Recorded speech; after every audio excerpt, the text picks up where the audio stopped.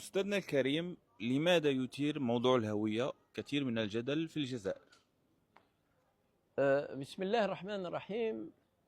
ببساطة شديدة، لأن موضوع الهوية عندما يتطرق إليه الباحثون ويتطرق إليه أبناء المجتمع، يتطرقون إليه فقط من جانب واحد، وهو الجانب التاريخي. والحقيقة أن الموضوع ينبغي أن يتناول من عدة جوانب: من الجانب التاريخي، ومن الجانب القانوني الدستوري، ولا ينبغي أيضا أن نفصل الجانب التاريخي عن واقعنا المعاصر، واقعنا الحالي. كما لا ينبغي أن نتطرق إلى هذا الموضوع بحيث يؤثر على اللحمة الوطنية وعلى التماسك الاجتماعي. فالموضوع ينبغي أن نتطرق إليه من كل هذه الجوانب، وأن نراعي كل هذه الجوانب، وأن نعطي لكل جانب حقه، أن نستوفي حق كل جانب من هذه الجوانب. ولا ينبغي فقط الاعتماد على الجانب التاريخي وعلى الروايات التاريخية، لأن الجانب التاريخي فيه خلافات كبيرة بين المؤرخين، وهناك خلافات أيضا واسعة في المصادر التاريخية بين العلماء، بين المؤرخين، وبين علماء اللسانيات المعاصرة. ما هو أصل الأمازيغ، وما هي التسمية التي ينبغي أن نطلقها عليهم؟ هل نقول أمازيغ أم بربر؟ بالنسبة للتسمية، تسمية الأمازيغ، تسمية البربر، الشائع في المصادر التاريخية أنها تسمية رومانية أو تسمية يونانية، وليس البربر هم من سموا أنفسهم بهذه التسمية. وإن كان من يقول بأن البربر لا تعني الوحشية، بل هي اسم يعني سموا به البربر. ولكن في نهاية المطاف التسمية التي ينبغي أن نعتمدها اليوم هي التسمية الدستورية، هي التسمية القانونية. فالدستور الجزائري يسمي البربر، يسميهم أمازيغ، ويسمي اللغة الأمازيغية يسميها تمازيغت. والحقيقة أن هذا هو الاسم المفضل عند الأمازيغ. والإسلام يدعونا إلى أن نسمي الناس بما يسمون به أنفسهم أو بالاسم الذي يفضلونه ويحبونه. فلذا ينبغي أن نتجاوز هذه التسمية، وأن نرفض هذه التسمية اللي هي تسمية بربر، ونصطلح على تسمية الأمازيغ بالأمازيغ، وباللغة الأمازيغية نسميها كما يسميها الدستور، وهي تمازيغت.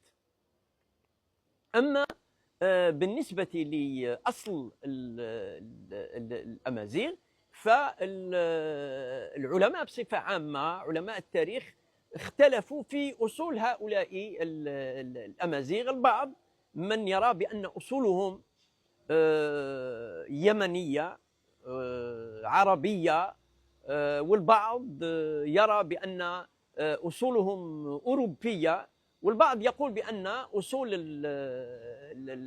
أن الأمازيغ هم سكان أصليون لشمال إفريقيا، دون أن يحدد يعني منشأهم أو من أين جاء، أو في أي أمة من الأمم. فكل الأمم هي مجموعة من الأعراق، ولا يوجد يعني عرق صافي. وهذا ما ذهب إليه أيضا ابن خلدون عندما يقول كم من في مقدمته يقول كم من عربي تبربر وكم من بربري تعرب. فالأنساب اختلطت والله سبحانه وتعالى خلق هذه الأمم وخلق هذه الشعوب لكي تتمازج ولكي تتصاهر ولكي تختلط وتتعارف فيما بينها، كما قال الله عز وجل إنما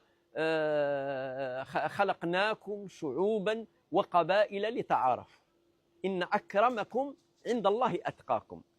فهذا العرق ينبغي أن نتجاوزه. فالأفضل هو الأتقى، هو الأعلم، هو الأكثر خدمة للمجتمع، سواء كان أوروبيا أو كان عربيا أو كان أمازيغيا أو كان من أي جنس آخر.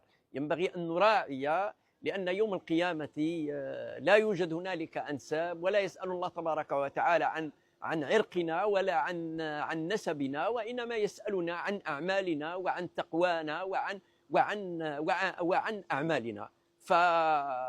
فينبغي أن ننتسب للقيم، ننتسب للأخلاق، ننتسب لمن ينتسبون لهذه الأخلاق الفاضلة. فآباؤنا أمازيغ وآباؤنا عرب وآباؤنا كراغلة وآباؤنا أوروبيون، إذا التزموا بالقيم والتزموا بالخدمة وبخدمة المجتمع وكانوا أتقياء وكانوا مؤمنين، فهؤلاء هم يعني آباؤنا بغض النظر يعني عن عرقهم وعن فصيلتهم وعن مكان إقامتهم. هل اللغة الأمازيغية لغة أم لهجة؟ بالنسبة للأمازيغية أولا هي مجموعة من اللهجات. في الجزائر عندنا حوالي 12 لهجة أو أكثر. عندنا اللهجة التركية، عندنا اللهجة القبائلية، عندنا اللهجة الشاوية، عندنا اللهجة المزابية، عندنا لهجة الشلوح يعني في الغرب الجزائري. هذه مجموعة من اللهجات. هناك تقارب في فهم بعضها بعض، وهناك هناك من تتباعد. فهي لم ترقى اليوم إلى لغة لأنها تحتاج اليوم إلى خدمة من طرف الدولة لكي تصبح لغة التمازيغ يعني لغة معيارية. أي ينبغي أن على المجمع أو على الأكاديمية الأمازيغية أن تسهر على إنشاء هذه اللغة من هذه اللهجات. وهذا أمر ممكن، لأن الأمازيغية لم تخدم في الأمازيغ، يعني لم يخدموا هذه اللغة. يعني بقيت هذه اللغة بقيت لهجة يعني محكية، ولكن تعتبر تراث يعني كبير، وتعتبر كنز كبير فيها مفردات كثيرة. نجد أن كثير من اللغات التي كانت تكتب في القديم وقد انتظرت، ولكن الأمازيغية يعني بقيت كلهجة. فهذا التراث ينبغي أن نعتني به وأن نحافظ عليه، وينبغي أن نترك له الوقت الطبيعي، نترك لهذه الأمازيغية الوقت الطبيعي لكي تصبح يعني لغة بقواعدها بأركانها، لأنها تراث جزائري، وهو تراثنا ونفتخر به ونعتز به. ولا ينبغي أن تكون لنا أي حساسية يعني تجاه هذه اللغة الأمازيغية، لأن أمرها قد تم الأصل فيه يعني دستوريا بطبيعة الحال بعد نضال جهة من الجهات التي ناضلت من أجل ذلك. واليوم السلطات الجزائرية اصطلحت مع التاريخ، اصطلحت مع مع هذه اللغة حتى لا تستغل لأغراض سياسية، وحتى لا يستغلها الخارج، وبحيث تكون سببا لتفتيت وحدتنا أو للمس بتماسكنا الاجتماعي. فاليوم الدولة الجزائرية آخذة على عاتقها خدمة هذه اللغة، فلا ينبغي أن نستعجل أمرها، لأن إذا نظرنا إلى تاريخ اللغات كيف أصبحت لغة مكتملة إلى آخره، فقد أخذت وقت طويل، أخذت زمن طويل، أخذت سنوات طويلة. فلنترك الأمر على طبيعته، لأننا اللغات تاريخيا تتصارع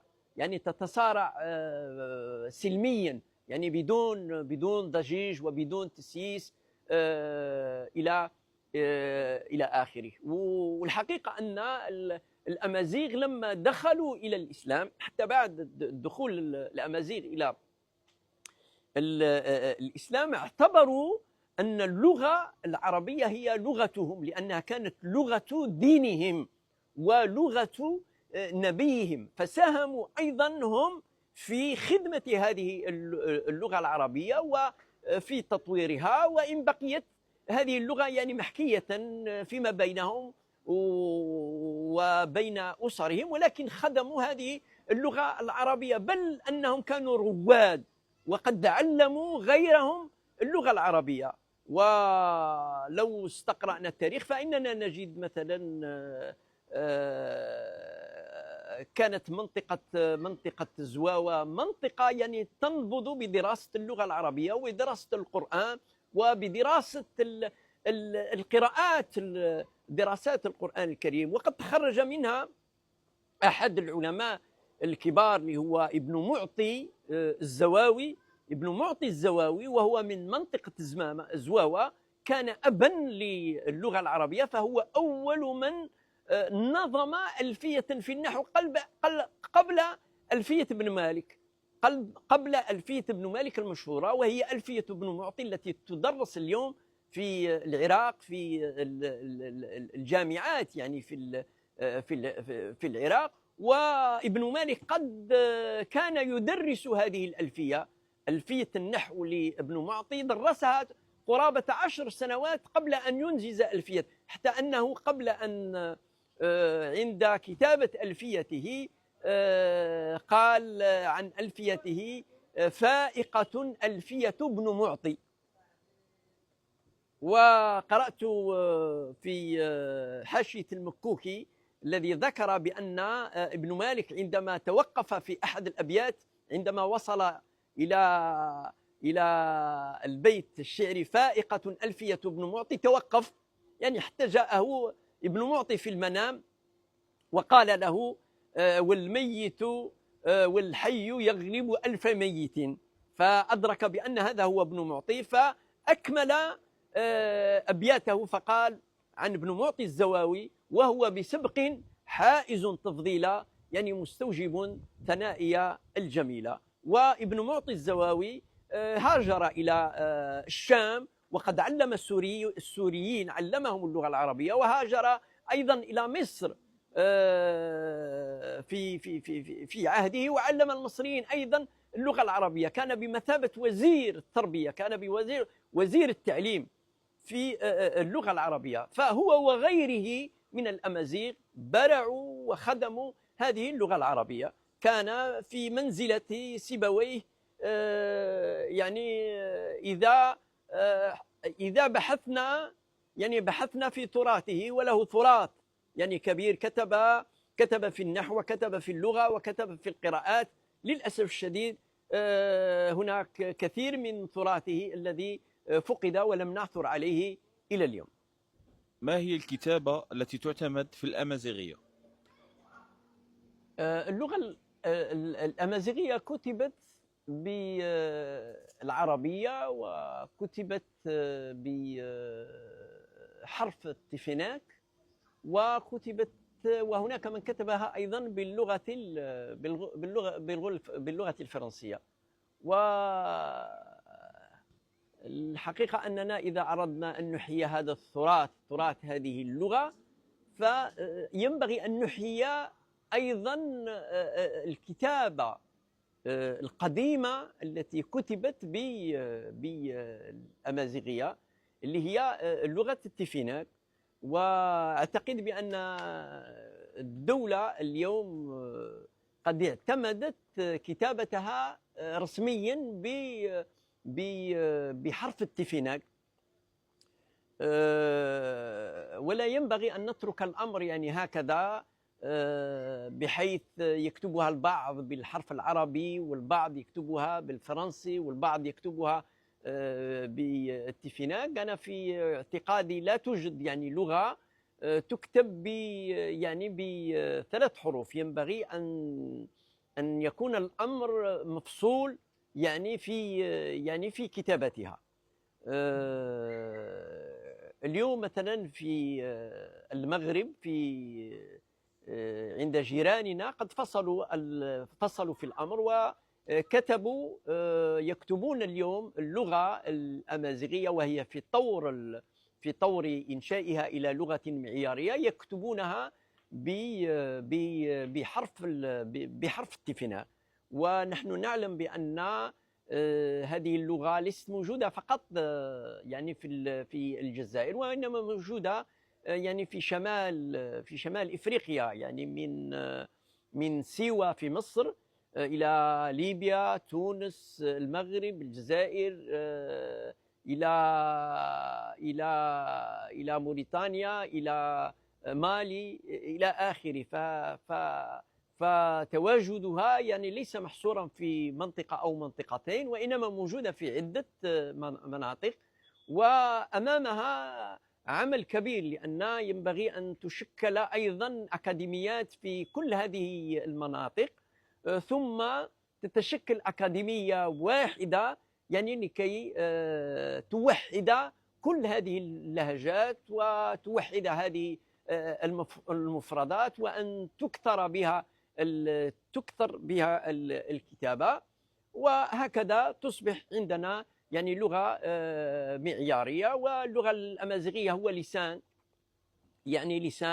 من ألسنة الجزائريين، فلا ينبغي أن ندخل في صراع مع اللغات، لأن اللغات في نهاية المطاف هي ألسن رب العالمين. الله تبارك وتعالى قال سبحانه وتعالى يعني هي آية من آيات الله، كما قال الله عز وجل: واختلاف ألسنتكم وألوانكم.